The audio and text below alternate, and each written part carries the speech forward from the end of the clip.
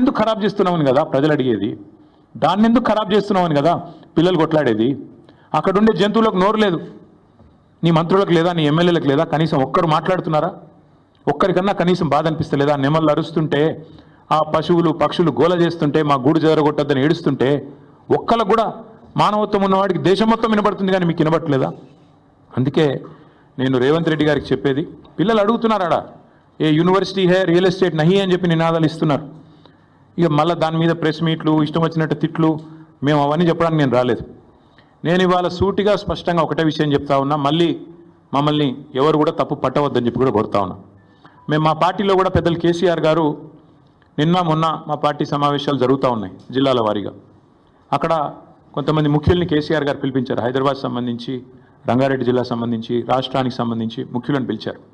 పిలిచి మరి ఇట్లా పిల్లలు ఆందోళన చేస్తున్నారు, మనం ఏం చేద్దాం, ఏం స్టాండ్ తీసుకుంటే బాగుంటుంది అని చెప్పి పార్టీలో కూడా కేసీఆర్ గారు చర్చించారు.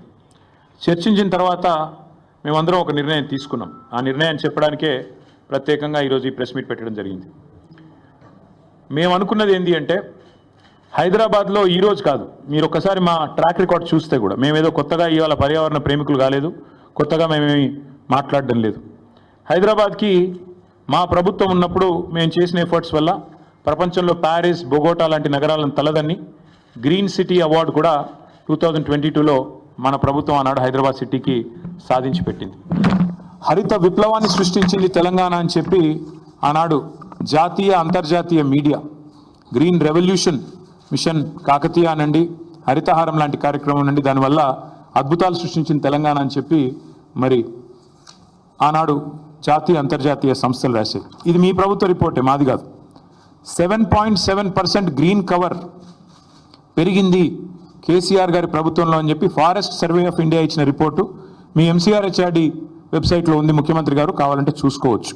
270 కోట్ల మొక్కలు నాటి హరిత విప్లవాన్ని సృష్టించిన ప్రభుత్వం మాది.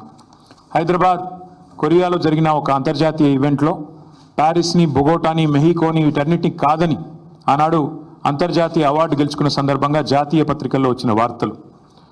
జాతీయ స్థాయిలో forest survey of India Telangana ranks first in the nation in environment conservation forest cover. ఇది మా ట్రాక్ రికార్డ్, ఇది మేము సాధించిన విజయాలు. ఇక మళ్ళీ అదే మాట మళ్ళొకసారి, హరితహారం వల్ల మేము హెచ్ఎండిఏలో చేసిన ఎఫర్ట్స్ వల్ల గ్రీన్ సిటీ అవార్డు వచ్చిన విషయం.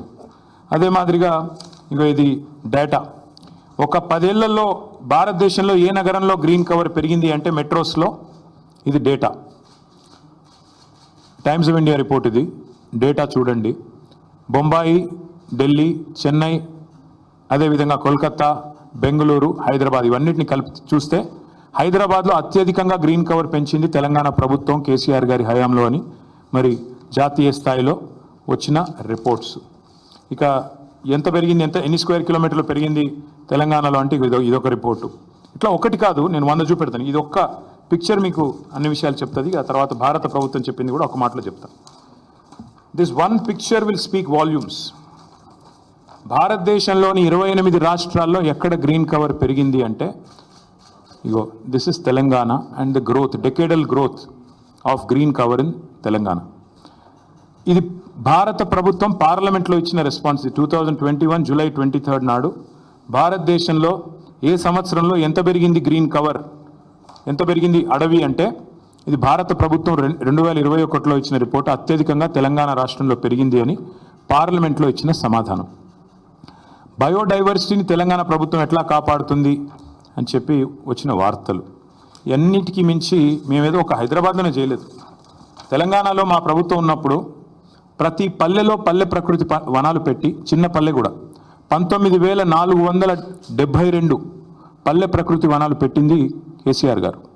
మొత్తం 13,657 ఎకరాల్లో పల్లె ప్రకృతి వనాలు పెట్టింది. పల్లెల్లో కూడా పచ్చదనాన్ని పెంచింది మా ప్రభుత్వం.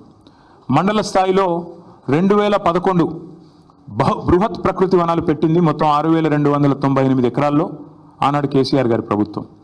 హైదరాబాద్ చుట్టూతా 108 అర్బన్ లంగ్ స్పేసెస్ క్రియేట్ చేసి వాటిల్లో కూడా మరి వేలాది ఎకరాల్లో ప్రజలకు కండ్లకోయ ఆక్సిజన్ పార్క్ కావచ్చు, ఉప్పల్ వైపు కావచ్చు, మీరు ఎటువైపులా పోయినా మొత్తం 108 అర్బన్ లంగ్ స్పేసెస్ క్రియేట్ చేసింది కేసీఆర్ గారి ప్రభుత్వం.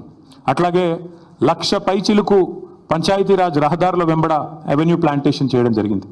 12,000 కిలోమీటర్ల పైచిలుకు R&B రోడ్ల వెంబడ కూడా మరి మల్టిపుల్ అవెన్యూ ప్లాంటేషన్ చేయడం జరిగింది. ప్రతి ఊర్లో నర్సరీ ఉన్న ఒకే ఒక్క రాష్ట్రం భారతదేశంలో తెలంగాణ.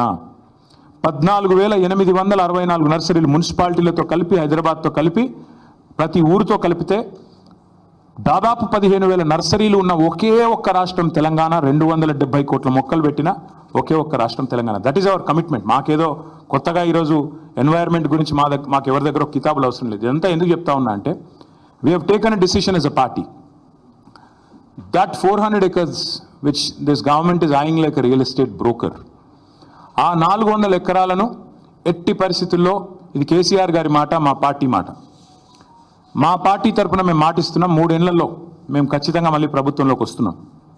ప్రభుత్వంలోకి వచ్చిన తర్వాత మేము ఆ 400 ఎకరాలని మొత్తం హైదరాబాద్లో మొత్తం